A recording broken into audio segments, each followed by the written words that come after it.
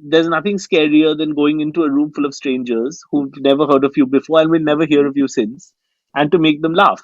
And I've always found that to be a great challenge. You realize our grandparents are mad racist people, and their grandparents are mad racist people, and so that's what combined unites the world: racism. Stand up should be about something. Like I feel like it's you're paying for something that you cannot hear at home.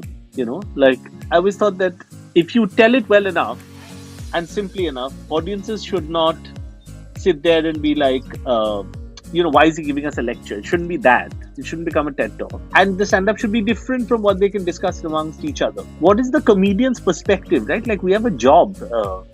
Why am I on stage and not the audience member? Hello and welcome to the DeadAnt ChatRoom. I'm your host Bhanush Kapil, and joining me today is comedian and writer Anuvab. Welcome to the show, Anuvab. Hi, Banush. I just saw your cat behind you under a poster of Assassins of Youth. Brilliant. Yes, that is Binny, bin bag, Yeah. which is not the most creative name, but she looked like a bin bag when she came. That's why. Yeah, No, she's this a is tiny great. little Yeah. bin bag to the rescue. So you're in the UK touring behind. You're touring a new show at the moment, I think. Or are you touring? No, Empire? I'm just touring Empire because of the Soho Theatre Live Yeah. season 3 Amazon special that comes out May 6th. Yeah. So I'm touring the show as well as sort of launching the special.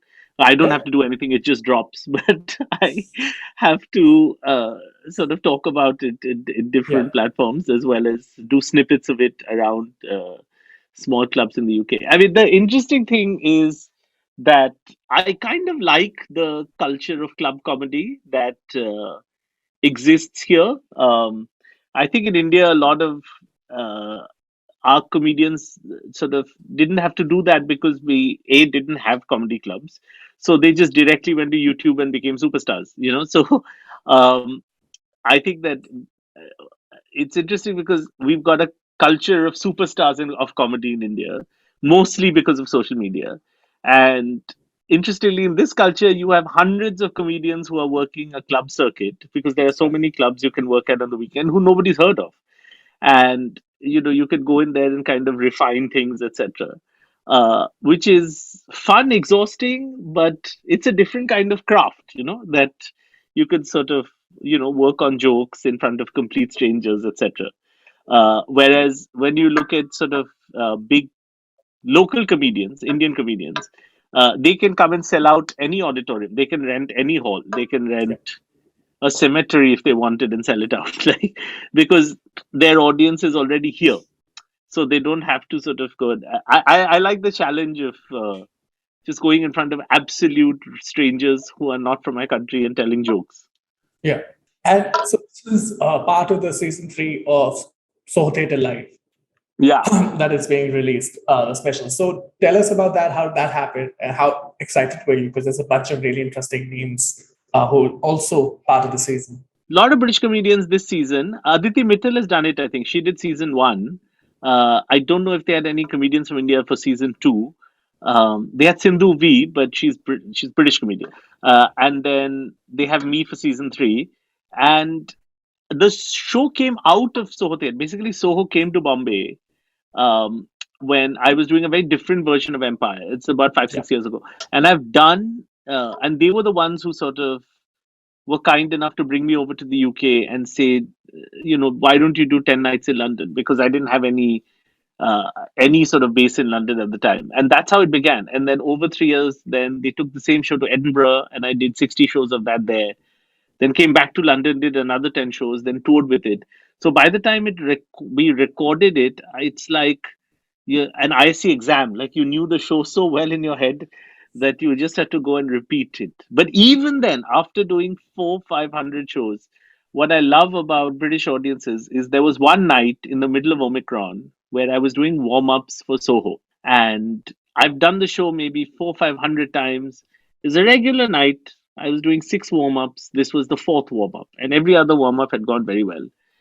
And on the 5th night, 10 o'clock at night, 1 hour warm-up, complete silence. Like, complete silence. Like, that has never happened to me anywhere. Because, if you go out by and large, if you go to Indian audiences across cities, because I do it in English, the audiences are the same. Yeah.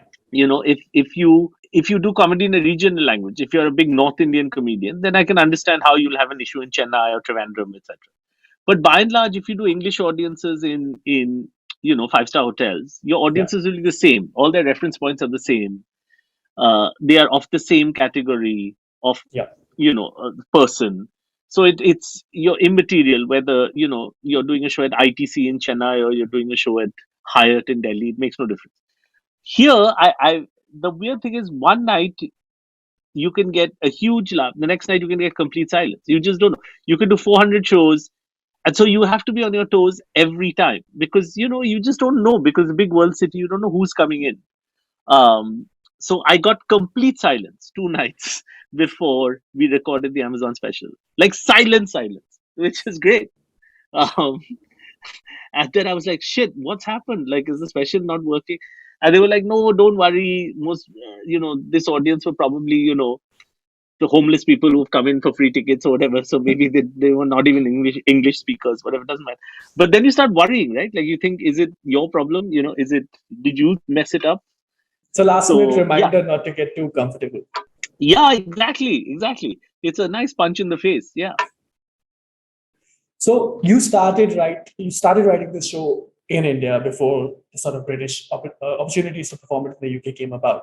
So what got you thinking about empire? What got you thinking about colonialism and I this mean, kind just of being from Calcutta, I think just being from there, you can't not think about it. It's I was always like quite influenced by Dalrymple and like those sorts of people writing about that period of it. And also, if you grew up in Calcutta, the really interesting thing about the history of Calcutta, the more you read about it, is that it's entirely a British invention. Because see, Delhi's always existed, Bombay's always existed, Chennai's always existed. Calcutta is built by the British. It wasn't even the capital of the Mughals. The capital of the Mughals was a place called Murshidabad, far yeah, more far. Calcutta was a malarial swamp. So essentially, its entire discovery and its entire existence is built around when the British chose to make it the capital of India and make it the trading capital. So it's impossible not to be from there and not have some sort of yeah, colonial legacy, whether it's sort of like you can't, it's not like if I grew up in Shivaji Park or I grew up in Chittaranjan Park, it wouldn't have played such a big role. But here, speaking English well properly, like it yeah, was a marker in sort of post Nehruvian socialist India. And now it's all yeah, different, yeah, after Modi and all that. But uh, for a long time, you could get a job as long as you spoke English properly. It didn't yeah, matter what job it was. Someone would employ you. Like if you went to an English medium school, you already had leverage over other people. yeah. And so the role of English was quite interesting to me. And especially in Calcutta, where so much of your social status was determined by where you went to school and how you spoke. And it didn't really matter because we were in a communist state that was very poor. So why does it matter how we speak English? But that role of how of Englishness, it played a sort of big part in uh, how I was shaped. And that kind of went to the special, but the special was very different when I wrote it for India, because I wrote it Hmm. originally for NCPA when I did a tour with NCPA, and it completely changed because the audiences here, I did not want to only limit the show to Indian audiences in the UK. I wanted to play audiences that watch mainstream British comedy and Yeah. see, yeah, what would work. So I had to write a whole different hour, which is why this is a whole different hour of the special. Yeah. And so, how did that show evolve? You managed to get quite a few appearances on radio, BBC Radio, as well as British comedy shows. So, you had this mainstream audience. And then, when you were doing these jokes to them, how did they evolve? Because the UK has a different relationship with the empire, which is equally sort of, I think, conflicted and confusing and occasionally absurd, but it is fundamentally different. Yeah, and much more shameful. Like they are quite ashamed of it. Like I think in many ways we've moved on, because I mean, who cares about the British in India today, right? Nobody, right? But the relationship here is very different. Like here, there's a lot of shame associated with it. They're tearing down statues from the time of the empire. It's a very contentious topic to bring up here. So it began actually with like 5 7 minutes of comedy. In 2017 I started coming here, Yeah. and so it took 17 18 19, 20, 21, 6 years for this special. um, because first it takes time to understand the place. It takes time to, start with 5 10 minutes of doing small clubs, and then building to, you know 15 minutes, and then 20 minutes, and then some TV stuff happened. I did a bit of Empire for BBC because they were having a big 70 years of Indian independence or something. They were having a big thing. And then by the time the whole hour came about, it wasn't till Edinburgh 2018 or 19. So it takes a long time. It took me a long time to write Nation Wants to Know also, which started at the Comedy Store in 2009. And I didn't have that hour till 2012, 13, the full hour. And here first you want to understand, like, what are British audiences laughing at? What stories do you want to tell? And obviously, as an Indian comedian, the first set of stories will always be, oh, it's like this in India, it's like this with you. Like those are always the first easiest set of jokes, Yeah. right? They're like, oh, you came to India and did this, ha ha ha. And India is different from you in these ways, ha ha ha. So then, if the more you stay here, then the jokes turn into, I live here now as an Indian person, and my experiences are this, ha ha ha. I just never was interested in being a comedian who goes to a foreign city like New York or London and says, your subway is rubbish and your food is rubbish and stuff. Because A, I felt I had no right to do that as a visitor. And second, and also, I don't like it when a foreign comedian comes to India and says, this is shit or that is shit, because you've spent only 3 days here. How do you know? Because, and also, any of their local comedians can do that, right? Any local comedian can make observations like, oh, the London tube is this, and Boris Johnson is that, and it's easy to say those things. Whereas I think the reason someone would be interested in international comedian in a foreign city is, what is your perspective? Like, what are you bringing that we don't already know? So that is how the writing changes, right? Yeah. Um, and it's equally important for us as comedians in India to know, what is our voice within India, because now there are so many different voices, right? So if Khamra is the voice of dissent, and I don't know if Biswa is the voice of bananas. I don't know. If all of us, like, what is our, like, who are we? And I think that's what people laugh at, like, is figuring out who is this character, and where does that person fit. And now Indian audiences, comedy audiences, are very evolved, so they can differentiate that, oh, this is the Jat comedian, and this is the English comedian, and this is Varun Grover, who's a poet and a comedian. So all of us have slots, I think, that we Yeah. fill. Veer is the global comedian. Like, I think when you veer from your slot, that's when audiences are like, who's this person trying to be? Because people can tell inauthenticity very quickly.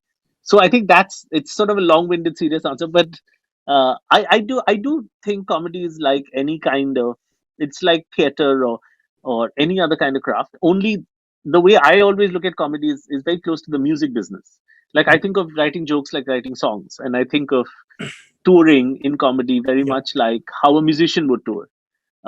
So I don't think of it like script writing or whatever. That's Yeah. the shift in the headspace. In India, we're obsessed with the moments. We are obsessed with the theoretical, fictional, real damage that a centuries past empire apparently inflicted on us.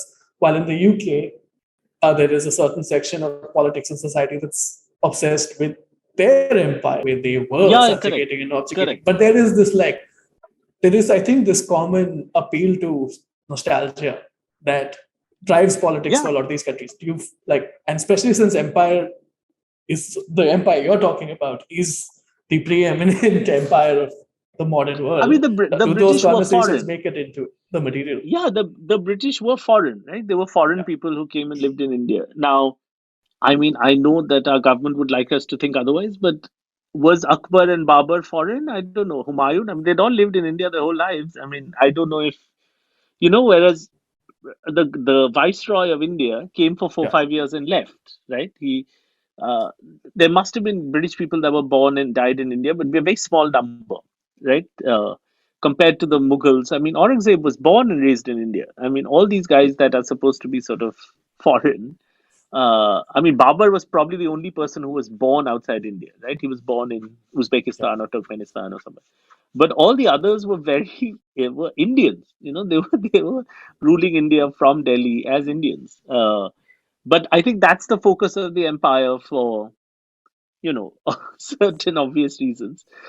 Whereas these guys think that all the wrong that happened in India was because of them. That's what the Yeah. British think. At least, the kind of predominant left-leaning cultural establishments in this country think that empire was a very bad thing and that they drain resources and stuff. And then, it's also like people like Tharoor, have written books about that, which sort of reinforce these sorts of ideas that that they took everything away from India, etc. And the empire lovers say, "Oh, but look, we gave you the courts, the railways, the English language, all those wonderful things." So India would not be where it is without the English language, etc. So it's a debate, but that debate is only going on here. It's not going on in India. Yeah. I think we've just like the empire in India has just been like, like nobody talks about it. Nobody, most people, if you go around Bombay, Bangalore, Calcutta, and you point them to statues that dot the entire Indian landscape. They couldn't tell you, Flora Fountain. They couldn't tell you any of the empire statues that are in South Bombay. It's we've removed many of them. There's a place outside Delhi which is a graveyard for empire statues. You can go. Yeah. It's quite a fascinating place. It's between Gurgaon and Delhi. I think I forget the name of the park, but all the statues that were planted in India before independence, they're all dumped there. And now it's just a place where drug dealers and Zomato drivers go to smoke or whatever. But uh, it's basically tons of statues are just in that park, and young Gurgaon lovers go there. They have no idea what it is, but it still sits there, and it's such a great monument to the end of empire. Right. Coronation Park is what it's called. It's a little outside Gurgaon. It seems quite a poetic sort of endpoint Yeah, for yeah, it's just there. It's grand dreams of just, empire. and that's what I always feel like. Stand up should be about something, Like I feel people are paid good money, man. If you're going to go in there and just say, I want to lose weight and I'm not having enough sex, and like I guess that's relatable humor, but I've always liked. Again, I keep going back to the greats like Eddie Izzard. I've always liked when it comes with a bit of teaching as well. Like it's you're paying for something that you cannot hear at home. Like I always thought that if you tell it well enough and simply enough, audiences should not sit there and be like, why is he giving us a lecture? It shouldn't be that. It shouldn't become a TED talk. But at the same time, if you can make it relatable, people should laugh, and the stand up should be different from what they can discuss amongst each other. Anyone can have a discussion about divorce and marriage and weight loss and all of that, but what is the comedian's perspective, right? Like we have a job. Why am I Yeah. on stage and not the audience member? Like if all I'm going to do is talk about farting or you know penis size or whatever, like that, all that old Russell Peters stuff, etc. Although when Russell Peters was doing his stuff, it was new also, right? Like no one was Yeah. making taking global accents and making fun of them. Like I think an American comedian wouldn't dare to do a Chinese accent or that kind of thing. So that was also new for its time. But I feel like, and I see that, like in America in particular, sex sells. Like you can talk a lot about sex in comedy. Um, I don't know. I just feel like it's got to be better than that. Like you got to have a higher calling as to why we do this. And Empire also has this very Raj loving character that I think we in India, at least anybody who's above 30 is kind of familiar with, because we've seen that sort of character either lampooned or played seriously on screen. And it was a part of pop culture that's not there now. But 80s, 90s, it was there. But how did people in the UK react to this former colonial subject who seems to love Empire? Not well. And the thing is that I when I started doing the show, I didn't realize it was coming across like that. That the set was about someone who sort of misses the empire. That wasn't the goal. The goal was just to So make it fun wasn't of that empire. your character really likes Neil Ferguson and drinks a No, so lot. No, and that's the trouble, is that some of the Edinburgh reviews were sort of suggesting that, like, is this somebody who's fond of the empire? And that's what these guys want to go away from. Like, they want to shun that side. So to have an Indian comedian come and say that empire is good is terrible, right? Like, so, and that's not even what I wanted to say, but I realized that some of the reviews were saying that, they said, oh, very funny, but where does he stand on empire? Like, what are his views? Why is he so polite towards the British? Yeah. Why isn't he angrier? A lot of the reviews said that, where is the vitriol about empire? And I mentioned that in the special, that my own dilemma about that, like, on one side, there were right wing, audience members who were like, this is exactly what the empire should be. Indian person coming back and speaking English properly. And on the other side, there were, you know, like, other people on the side of the political debate saying, why is he, so nice? He should be mad at us. My point is, it's not one or the other, right? Like, I'm giving you specific examples of things of the empire I've lived with and grown up with. It doesn't. I'm not being. This is not a Merchant Ivory film. This is not about nostalgia of another era or whatever. So, so that was quite interesting. To I did not know how much of a debate it is here, um, and how, if you come across as someone like that, um, it's they are people here are like, why are you like that? Why aren't you? uh, Especially when so much has been, like, nowadays, historians like Satnam Sanghera revisiting empire with, Yeah. they want to understand that there was mass exploitation, and here you are saying that, oh, it was haha. you know what is wrong Yeah. with you? Like, so they did I learned that here while doing shows, that it is a very touchy topic about your own politics have to enter it at some point. Yeah. How can you, E- as a former colonial subject, not have a politics not on have empire? not have politics. And my point was that I'm too new to have politics on this. I'm going to give you a set of experiences of me and empire, and but the fact that they don't teach it in their history books, the fact that it's not there, it's just missing. Like, all the stuff we just know, Clive, Warren Hastings, all that stuff, it's just not there in the history books. And I didn't know any of that, and so I developed my own politics of empire only while doing shows here. And then my set also changed, and I had to address that I went to Edinburgh. These were the reviews that had to enter the show itself. And the left wing said this and the right wing said this, and I said, hell with it. My next show is going to be about disco dancing. Like, all that I had to address, because those were all facts. They all happened to me. I came as a novice, saying, oh, look at these empire things, ha ha ha, thinking, it's a mix of Downton Abbey and Merchant Ivory stuff. But then the audience was like, wait a minute, what are his politics? Like, who is he? You know? Yeah. And so you also wrote this up as a did this as a radio pilot, I think, for the BBC.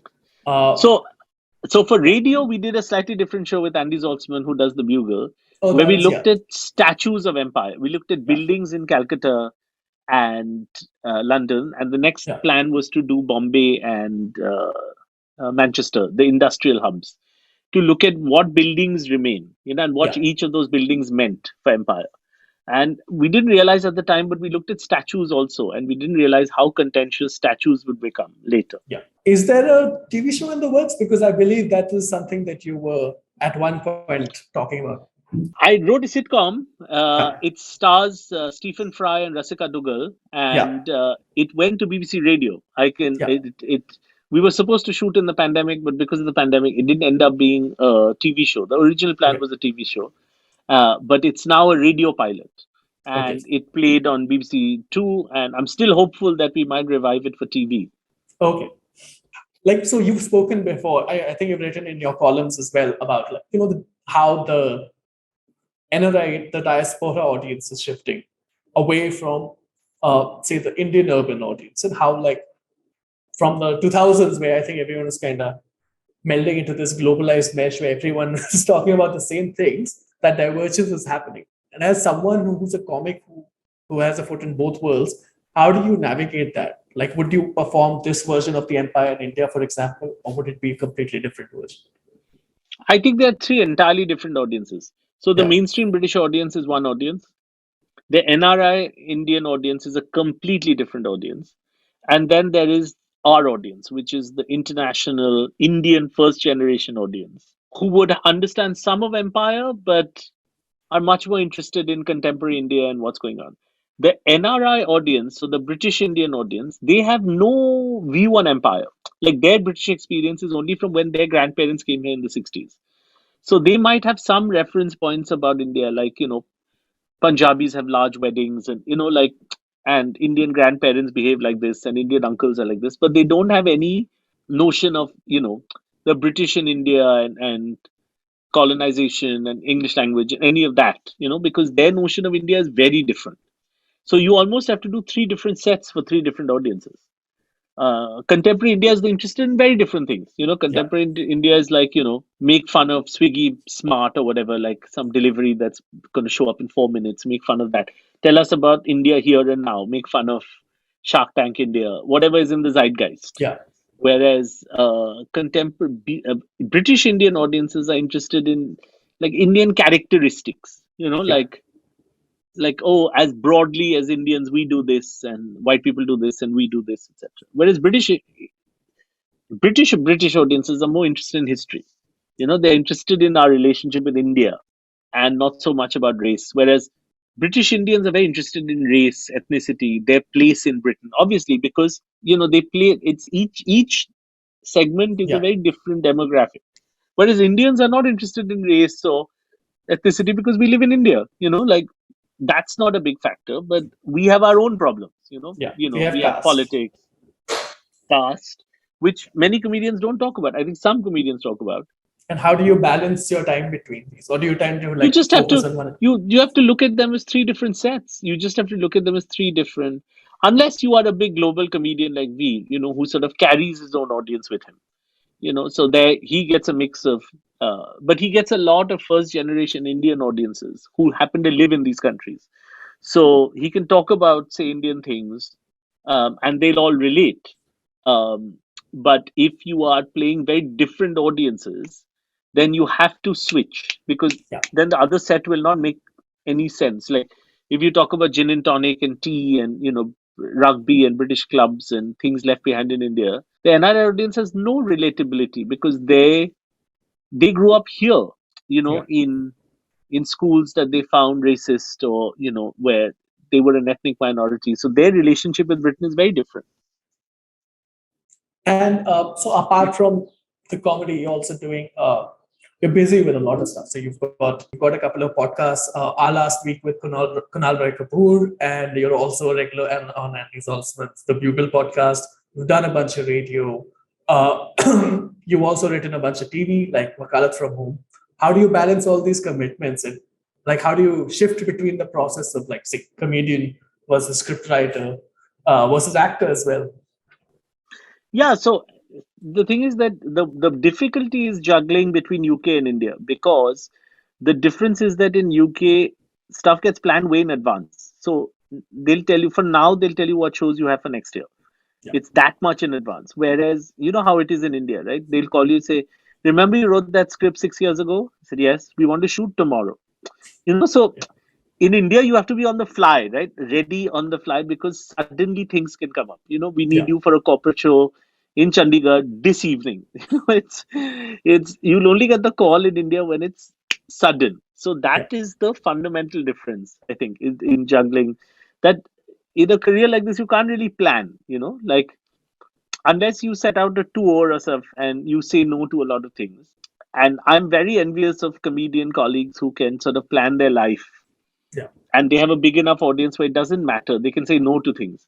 I think the real joy as an artist is being able to say no to things and then just do the things you want to do, which is so yeah. hard because you have to balance it with corporate shows and TV, that other stuff you don't want to write, you know, but it's well paying, or Netflix has picked it up or whatever. So the hard part is, I think my only resolution this birthday is to try and do stuff I really enjoy, because I'm 46, so I'm going to be in comedy years. That means I'm already dead for 20 years. So might as well, for the little time there is left, focus on stuff you actually want to do.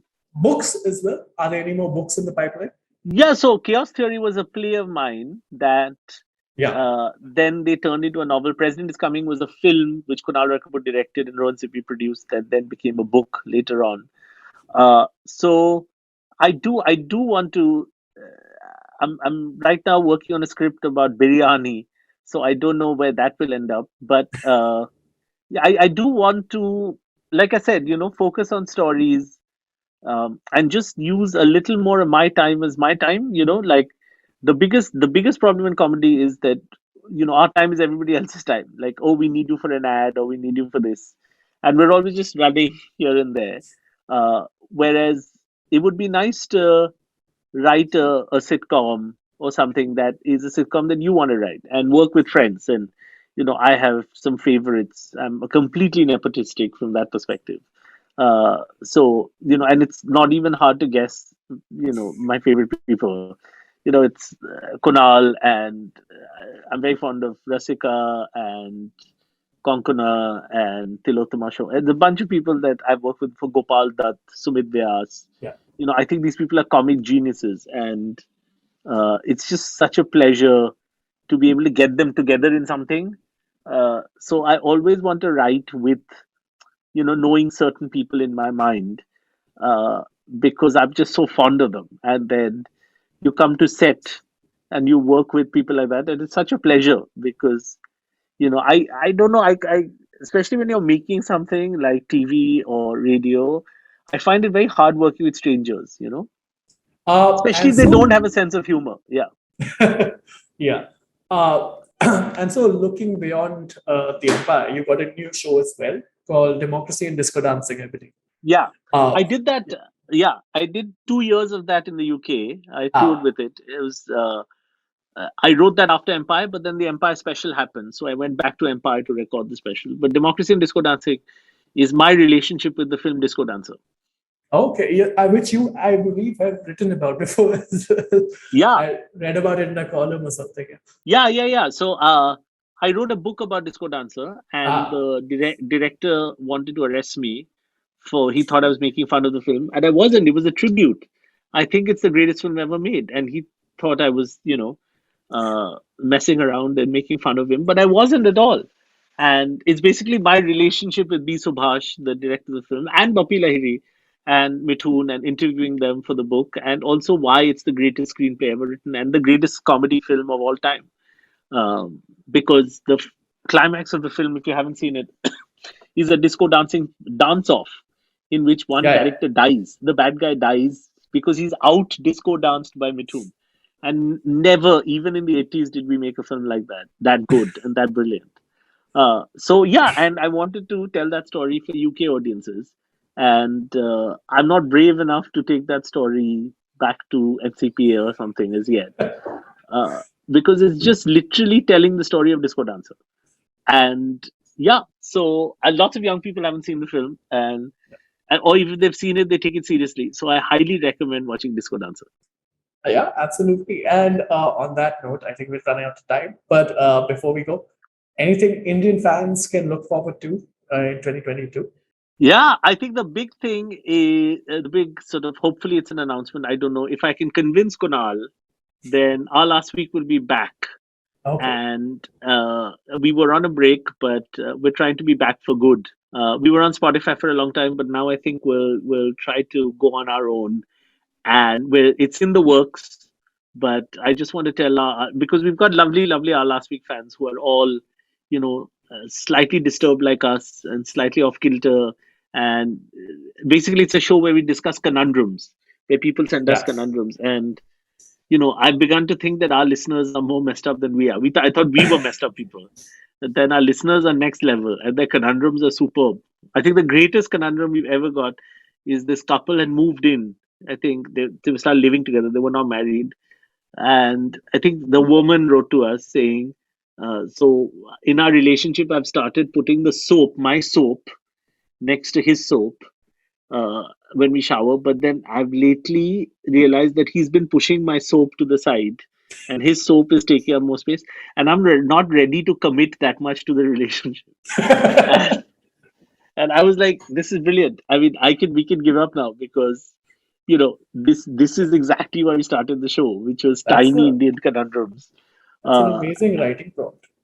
yeah, it was fascinating that they realized what the true show was about. So we had a 2 year relationship with Spotify, which was wonderful. But now I think we want to sort of go out and reach other listeners, etc. So we've been trying to figure out for a long time, because every day I get messages, etc., saying when is it coming back. So that I think is our focus, is to bring it back And you should take it on the immediately. road. Yeah, we would want to do live with it. I don't know why Exactly, exactly. Indian podcasts don't do that, because internationally it's quite common for live podcasts for people to I take did a it on the bugle. road. I did a live bugle 2 weeks ago. There were 800 people. Yeah. A lot of the Yeah, football podcasts I follow, for example, have yeah, regular yeah, yeah. sort of this thing where they sell out clubs and pubs. I wonder why that hasn't picked up. I think the biggest podcast in the UK right now is a podcast called Have a Word, and I think it has some 150,000 Patreon subscribers. Yeah. And I think at any given thing, they do 1,500 people that come. No Such Thing as a Fish is another podcast like that, very popular, which is about facts. I think it's the QI writers. We've got I'm trying to think what our biggest part. I mean, we've got on Spotify, you see Cyrus. Ranveer Alabadia and stuff Yeah. like that. But comedy wise, I Cyrus is think this important. Cyrus Says is a Yeah. big one. But also, I think those shits and giggles guys. They used to Kautak Srivastava. They used to get together and do one. There's There are also quite a TIS, few podcasts. the TIS Which one? podcast. The internet said so. Our internet said so. Yeah, yeah, yeah, yeah. So we've got big podcasts, but they don't hit the road that often. That's true. Anyway, thank you so much for your time. It's been a lovely conversation, and I hope to see you either podcast or on the stage in Bombay sometime soon. Thank Oh, you. 100%. Yeah. I mean, the last big thing we did was when NCPA reopened on the 20 whatever of March. It was just so nice to be back on the stage at Tata. So I'll be doing a tour of a new show around India. I think starting October. So it'll be nice once the rain stops. Amazing. That's something else to look forward to. Thank you. Thanks for coming on the show.